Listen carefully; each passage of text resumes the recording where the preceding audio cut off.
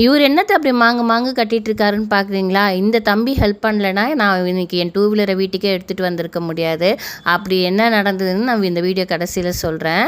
நம்ம லேடிஸ்க்கே உள்ள ஒரு பழக்கம் பார்த்திங்கன்னா, அது சூப்பர் மார்க்கெட்டாக இருக்கட்டும், இல்லைனா பாத்திர கடையாக இருக்கட்டும், நம்ம ஒரு பொருள் வாங்கணும்னு போகணும்னு நினைப்போம். ஆனால் அது ஒன்று மட்டும் வாங்கிட்டு வந்தோன்றது சரித்திரமே கிடையாது.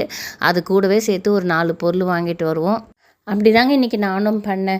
நான் பால் பாத்திரம் வாங்கலான்னு தான் போயிருந்தேன். ஆனால் அங்கே பார்த்தீங்கன்னா பிரியாணி பாட் ட்ரைப்ளேயில் அவ்வளோ சூப்பராக இருந்தது.